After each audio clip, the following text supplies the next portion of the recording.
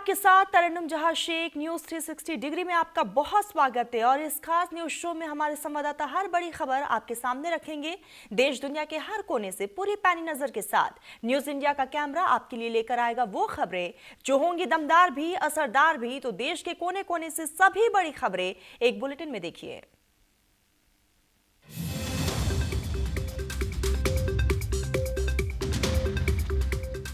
Bharatiya Janata party ने संगठनात्मक स्तर पर बड़ा फैसला लेते हुए बिहार सरकार में मंत्री नितिन नवीन को पार्टी का राष्ट्रीय कार्यकारी अध्यक्ष नियुक्त किया है। इस नियुक्ति को बिहार के साथ साथ राष्ट्रीय राजनीति में बीजेपी की रणनीतिक मजबूती के तौर पर देखा जा रहा है। भारतीय जनता पार्टी ने संगठनात्मक स्तर पर बड़ा फैसला लेते हुए बिहार सरकार में मंत्री नितिन नवीन को पार्टी का राष्ट्रीय कार्यकारिणी अध्यक्ष नियुक्त किया है। इस नियुक्ति को बिहार के साथ साथ राष्ट्रीय राजनीति में बीजेपी के रणनीतिक मजबूती के तौर पर देखा जा रहा है। पार्टी नेतृत्व ने उनके संगठनात्मक अनुभव, जमीनी पकड़ और प्रशासनिक क्षमता को देखते हुए ये अहम जिम्मेदारी सौंपी है। ये नियुक्ति 14 दिसंबर 2025 से तत्काल प्रभाव से लागू हो गई है। इस संबंध में पार्टी की तरफ से औपचारिक संगठनात्मक आदेश जारी किया गया है। जारी आदेश के अनुसार ये नियुक्ति भारतीय जनता पार्टी के संसदीय बोर्ड द्वारा की गई है।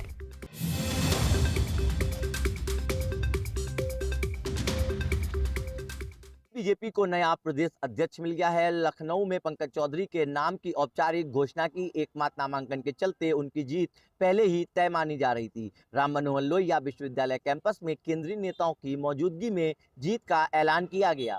उत्तर प्रदेश भाजपा को नया प्रदेश अध्यक्ष मिल गया है। केंद्रीय पर्यवेक्षकों ने उनके नाम की घोषणा की। हालांकि शनिवार को एकमात्र नामांकन होने की वजह से पहले ही उनके नाम पर औपचारिक मोहर लग गई थी। लखनऊ के राम मनोहर लोहिया विश्वविद्यालय कैंपस के सभागार में इसकी घोषणा की गई। इस मौके पर केंद्र चुनाव पर्यवेक्षक, राष्ट्रीय महामंत्री विनोद तावड़े, प्रदेश अध्यक्ष निर्वाचन के केंद्र प्रभारी, केंद्र मंत्री पीयूष गोयल, प्रदेश चुनाव अधिकारी, पूर्व केंद्र मंत्री डॉक्टर महेंद्र नाथ पांडे ने पंकज चौधरी की जीत की घोषणा की।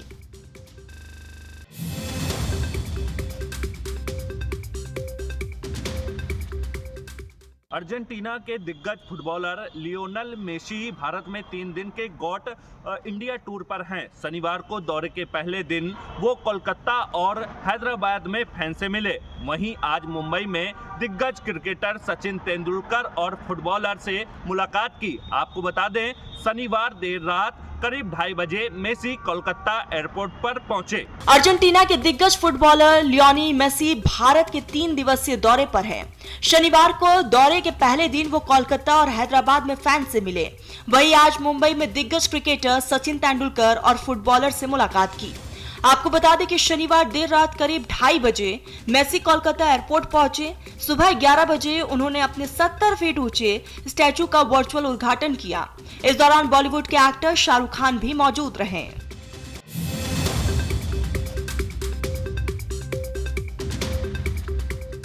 ऑस्ट्रेलिया के बॉन्डी बीच पर रविवार दोपहर हनुक्का त्योहार मना रहे यहूदियों पर 2 हमलावरों ने फायरिंग की। इसमें 10 लोगों की मौत हो गई। इनमें एक हमलावर भी शामिल है।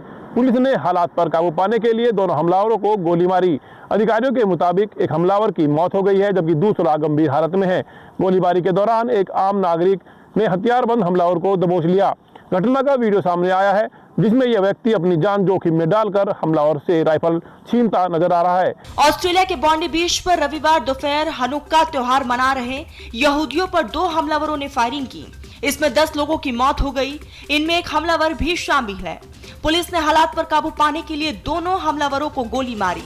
अधिकारियों के मुताबिक एक हमलावर की मौत हो गई जबकि दूसरा घायल है। गोलीबारी के दौरान एक आम नागरिक ने हथियारबंद हमलावर को दबोच लिया। घटना का वीडियो सामने आया है जिसमें वो व्यक्ति अपनी जान जोखिम में डालकर हमलावर से राइफल छीनता नजर आता है। उसकी इस बहादुरी से कई लोगों की जान बच गई। घटना का वीडियो सोशल मीडिया पर वायरल हो गया है। एक वीडियो में नॉर्थ बॉन्डी बीच पर कई लाशें बिखरी नजर आ रही हैं।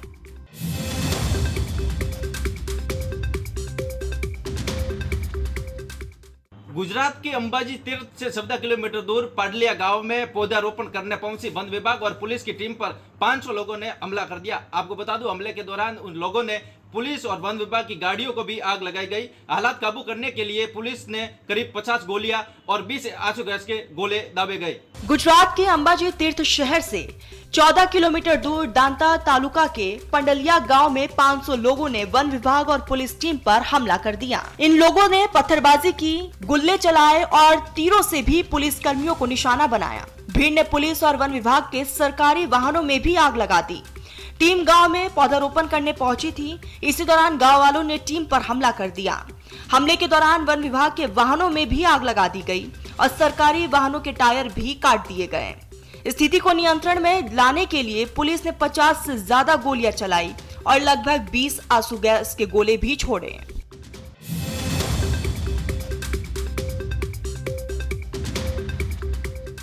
दिल्ली एनसीआर की आबोहवा दिन पर दिन खराब होती जा रही है। अगर आज की बात करें तो एयर क्वालिटी इंडेक्स है 461 दर्ज किया गया है। साथ ही लोगों को दिल्ली एनसीआर में सांस लेने में बहुत परेशानी हो रही है। वहीं स्वास्थ्य विभाग का कहना है कि अगर आप घर से बाहर निकलते हैं तो आप तभी घर से बाहर निकलें जब आपको जरूरी काम हो। साथ ही बेवजह घर से बाहर न निकलें। अगर घर से बाहर निकलते तो आंखों पे चश्मा, साथ ही मास्क का प्रयोग करें, क्योंकि जिस तरीके से लगातार दिल्ली एनसीआर की आबोहवा खराब हो रही है उसको देखते हुए लगातार अगर हम नोएडा की बात करें तो नोएडा में जो एयर क्वालिटी इंडेक्स है लगातार बढ़ता जा रहा है। उसको देखते हुए स्वास्थ्य विभाग पूरी तरीके से अलर्ट हो गया। साथ ही प्राधिकरण भी जगह जगह फॉगिंग करा रही है। दिल्ली एनसीआर में सांस लेना भी लोगों के लिए चुनौती बन गया है। सुबह 7 बजे दिल्ली का औसत एयर क्वालिटी इंडेक्स 461 दर्ज किया गया, जो गंभीर श्रेणी के बेहद करीब है। ये शनिवार की तुलना में भी बदतर स्थिति है। ऐसे में दिल्ली वालों के लिए एयर क्वालिटी इंडेक्स चिंता का विषय बन गया है। CPCB के मुताबिक एयर क्वालिटी इंडेक्स अगर 400 से ऊपर चला जाए तो उसे गंभीर माना जाता है। 450 के ऊपर की स्थिति को गंभीर प्लस कहा जाता है, जो स्वास्थ्य के लिए बेहद खतरनाक होती है। रविवार सुबह दिल्ली के कई इलाकों में एयर क्वालिटी इंडेक्स 400 से भी ऊपर दर्ज किया गया। 8 बजे तक ये मामूली सुधार के साथ 460 रहा, लेकिन स्थिति अब भी चिंताजनक बनी हुई है।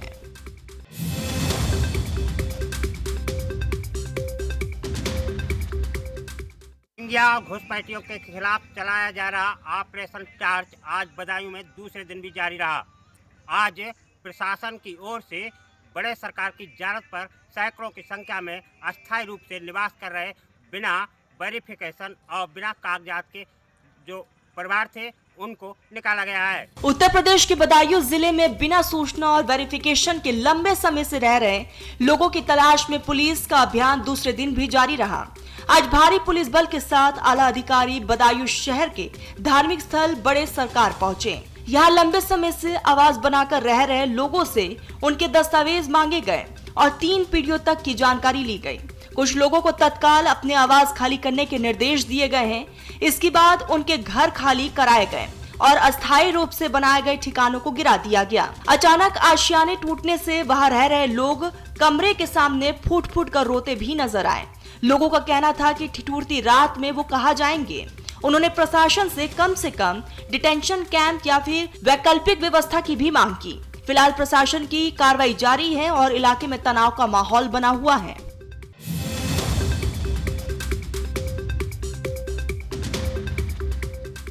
बिजनौर के नजीबाबाद में आवारा कुत्तों का कहर देखने को मिला, जहां एक ही इलाके के 49 लोगों को आवारा कुत्ते ने अपना शिकार बना लिया। कुत्ते के काटने से लोग बुरी तरीके से जख्मी हो गए। जख्मी लोगों को अस्पताल में भर्ती कराया गया।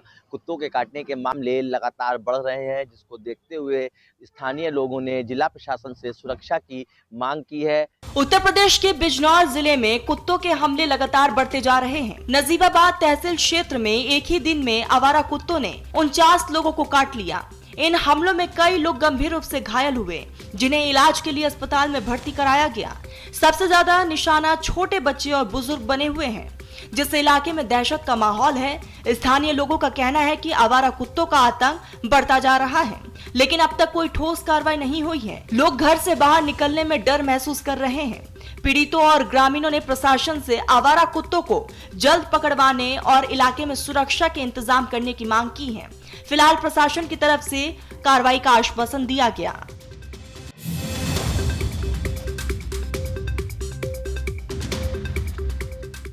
प्रतापगढ़ में हुए 2 पक्षों के विवाद में हवाई फायरिंग हो गई। दरअसल नगर कोतवाली इलाके के पलटन बाजार में बरही का कार्यक्रम आयोजित था, जिसके बाद टेंट लगाने को लेकर के दो पक्षों में विवाद हुआ। हालांकि एक पक्ष के एक व्यक्ति ने हवाई फायरिंग कर दी। सूचना मिलते ही मौके पर पहुंची पुलिस ने दोनों पक्षों को हिरासत में ले लिया है। उत्तर प्रदेश के प्रतापगढ़ में जमीनी विवाद को लेकर गोली चलने से इलाके में हड़कंप मच गया। गोली चलने की सूचना पर मौके पर पहुंची पुलिस के सामने ही दोनों पक्षों में जमकर मारपीट हुई, जिसका वीडियो सोशल मीडिया पर वायरल हो रहा है। ये विवाद बरही कार्यक्रम के दौरान टेंट लगाने को लेकर हुआ। विवाद बढ़ने पर एक पक्ष से दर्जनों लोगों की भीड़ मौके पर जुट गई, जबकि दूसरे पक्ष की तरफ से हवाई फायरिंग की गई। हालात बिगड़ते देख पुलिस ने मौके पर पहुंचकर स्थिति को काबू में किया। पुलिस दोनों पक्षों को अपने साथ थाने ले गई और मामले की जांच शुरू की।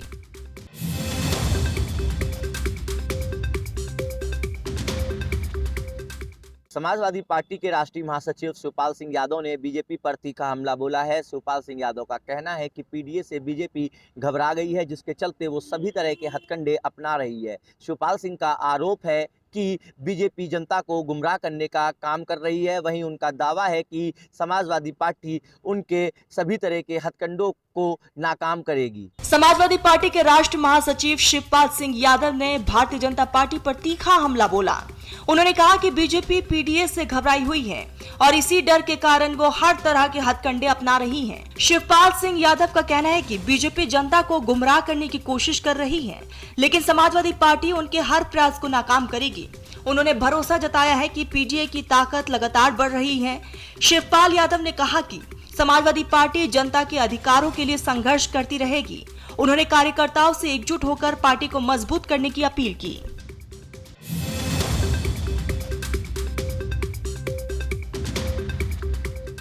बुंदेलखंड एक्सप्रेसवे चैनल नंबर 71 पर एक सड़क हादसा हो गया। बता दें कुछ मामला इस तरीके है कि घने कोहरे के चलते बस और बिलोरो की जोरदार टक्कर हो गई, जिसमें बिलोरो सवार 3 लोगों की मौके पर ही मौत हो गई। उत्तर प्रदेश के बांदा जिले में एक दर्दनाक सड़क हादसे में 3 लोगों की मौत हो गई। घने कोहरे के चलते एक बस और बोलेरो के आमने सामने की टक्कर हो गई। हादसे में कार सवार 3 लोगों की मौके पर ही दर्दनाक मौत हो गई। वहीं 3 अन्य लोग गंभीर रूप से घायल हो गए। सूचना मिलने पर पुलिस मौके पर पहुंची और घायलों को जिला अस्पताल बांदा में भर्ती कराया। घायलों का इलाज जारी है।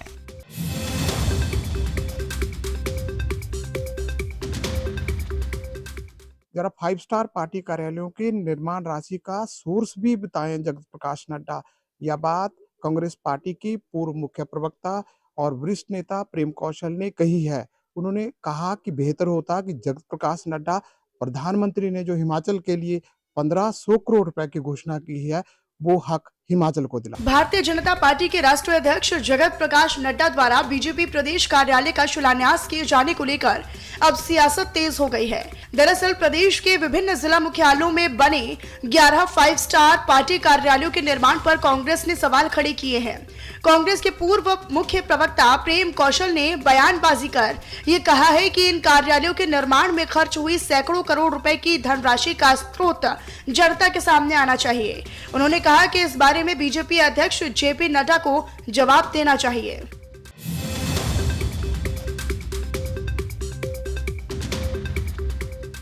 झांसी में रफ्तार का कहर देखने को मिला है। झांसी कानपुर हाईवे पर मोट कोतवाली इलाके में 4 गाड़ियों की आपस में टक्कर हो गई। टक्कर लगने के बाद 2 व्यक्ति गंभीर रूप से घायल हो गए, जिन्हें 108 की सहायता से अस्पताल में भर्ती कराया गया है। हालांकि दोनों व्यक्तियों की हालत नाजुक बताई जा रही है। झांसी कानपुर नेशनल हाईवे पर एक बार फिर से लापरवाही ने सड़क को हादसे का मैदान बना दिया। मोट कोतवाली क्षेत्र में चौहान पेट्रोल पंप के पास तेज रफ्तार स्कॉर्पियो ने पीछे से ई रिक्शा को जोरदार टक्कर मार दी। हादसा इतना भीषण और भयावह था कि 4 वाहन आपस में टकरा गए।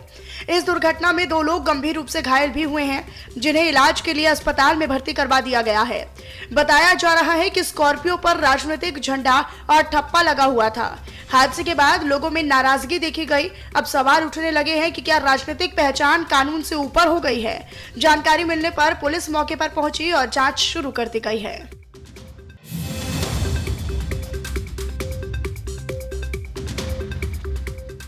राजधानी दिल्ली की बात करती यह मॉडल टाउन थाने के साथ में चौक पर देखें कि कई घंटे क्या कहें कि एम्बुलेंस फंसी हुई है। बाकी ट्रैफिक पुलिस एक भी नजर नहीं आ रहा। आप देखें कि इसके पीछे भी ट्रैफिक पुलिस का कोई भी स्टाफ नहीं है। एम्बुलेंस देखें कि एम्बुलेंस में रोगी है और इस एम्बुलेंस से करीबन बताया जा रहा है 1 घंटे से फंसा हुआ है। उसके साथ में इधर भी नजर करेंगे, उधर भी जाम लगा हुआ। अगर यहाँ के बात करें जाए कि स्थानीय लोग का कहना है कि ये जो चौक है मॉडल टाउन वाला रेड लाइट, यहाँ जाम हमेशा अक्सर हुआ करता है। राजधानी दिल्ली के मॉडल टाउन रेड लाइट पर रविवार को गंभीर ट्रैफिक अव्यवस्था देखने को मिली। यहां पर करीब 1 घंटे से ज्यादा समय तक भीषण जाम लगा रहा। प्रत्यक्षदर्शियों के अनुसार इस जाम में कई एम्बुलेंस फंसी रही, जिससे मरीजों और उनके परिजनों को भारी दिक्कतों का सामना भी करना पड़ा। लोगों का कहना है कि एम्बुलेंस को रास्ता नहीं मिल पाने के कारण हालात बेहद चिंताजनक हो गए। स्थानीय लोगों ने बताया कि मॉडल टाउन रेड लाइट पर जाम लगना कोई बड़ी बात नहीं है। यहाँ पर आए दिन इसी तरह की स्थिति बनती है, लेकिन ट्रैफिक व्यवस्था और यातायात व्यवस्था सुधारने के लिए कोई ठोस कदम नहीं उठाए जा रहे।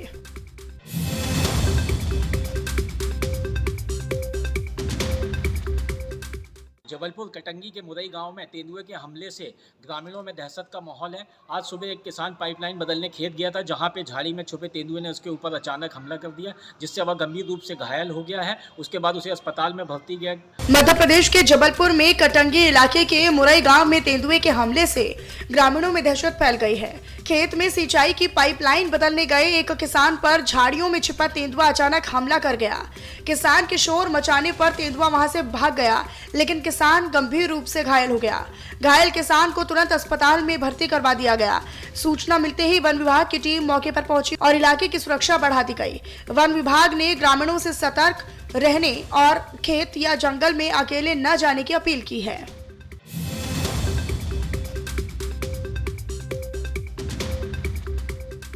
राजस्थान के जोधपुर में ई रिक्शा चालक का अनोखा विरोध देखने को मिला। आपको बता दूं कि जो ई रिक्शा है वो बार बार खराब होने से परेशान होकर ई रिक्शा चालक ने एक गधे के सहारे ई रिक्शे को बांधकर सीधा कंपनी ले पहुंचा और उसने आरोप लगाया कि 17 महीने जो हुए हैं टैक्सी लिए हुए, लेकिन बार बार खराब हो रहा है। और जब मैंने कंपनी में बात की और शिकायत की तो उल्टा धमकाया है। आपको बता दूं, इससे परेशान होकर ई रिक्शा चालक ने एक अनोखा विरोध जताया है। जोधपुर में एक ई रिक्शा चालक का अजब गजब और अनोखा विरोध देखने को मिला।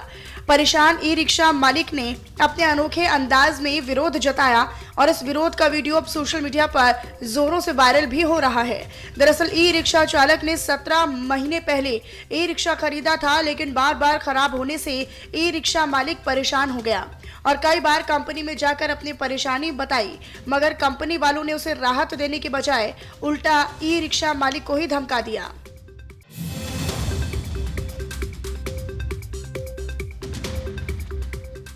खजुराहो की फूड पॉइजनिंग की घटना को लेकर प्रशासन ने सख्त रुख अपनाया है। मामले की गंभीरता को देखते हुए इसमें एसआईटी का गठन किया गया था। इस पूरे मामले में 4 लोगों की मौत हो गई है और आज छतरपुर कलेक्टर ने गौतम होटल का फूड लाइसेंस निरस्त कर दिया है। मध्य प्रदेश के छतरपुर में खजुराहो में फूड पॉइजनिंग की घटना ने पूरे इलाके में सनसनी पैदा कर दी है। इस घटना में अब तक 4 कर्मचारियों की मौत हो चुकी है, जबकि कई अन्य गंभीर रूप से घायल हैं। मामले की गंभीरता को देखते हुए प्रशासन ने सख्त रुख इख्तियार किया है और एसआईटी का गठन कर घटना की जांच शुरू कर दी गई है।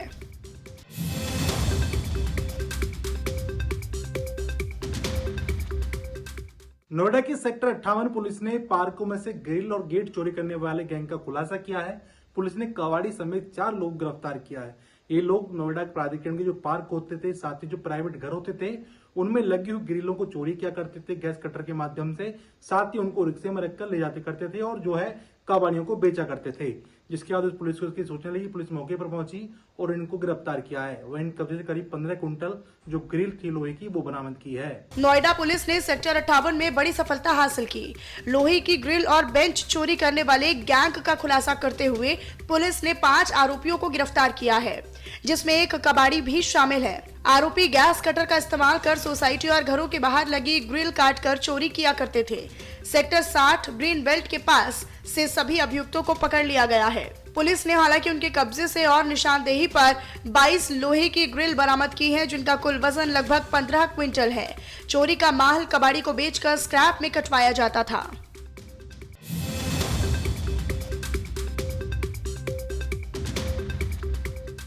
देश के प्रधानमंत्री नरेंद्र मोदी द्वारा चलाई जा रही उज्ज्वला योजना के तहत आज उत्तर प्रदेश के जनपद हापुड़ के भारत गैस के डिस्ट्रीब्यूटर द्वारा गरीब परिवार वालों को निःशुल्क गैस सिलेंडर व कनेक्शन दिए गए। यूपी के हापुड़ में प्रधानमंत्री उज्ज्वला योजना के तहत गरीब परिवारों को मुफ्त गैस सिलेंडर वितरित किए जा रहे हैं। भारत गैस सब्स्टिट्यूटरों ने योजना के अंतर्गत पात्र परिवारों को सिलेंडर और कनेक्शन उपलब्ध करवाना शुरू कर दिया है। ये योजना मुख्य रूप से बीपीएल और आर्थिक रूप से बेहद कमजोर वर्ग की महिलाओं को लक्षित करती है, ताकि वो पारंपरिक चूल्हों की धुएं से मुक्ति पाकर स्वच्छ और साफ रसोई गैस का उपयोग कर सकें। हापुड़ में डिस्ट्रीब्यूटरों द्वारा शिविर और डोर टू डोर अभियान चलाकर लाभार्थियों तक सिलेंडर पहुंचाए जा रहे हैं।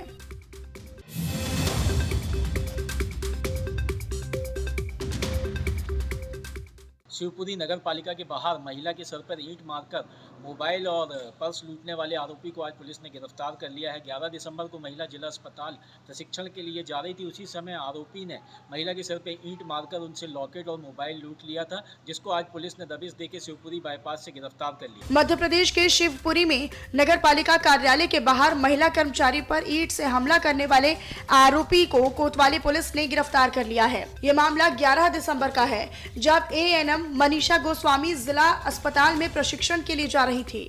जैसे ही वो गेट पर पहुंची, अज्ञात युवक ने ईंट से उनके सिर पर वार किया और उनके गले से ओम का लॉकेट और मोबाइल फोन छीनकर फरार हो गया।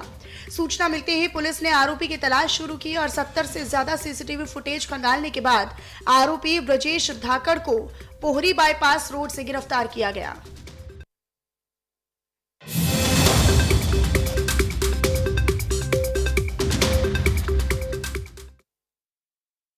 उत्तराखंड में 12 महीने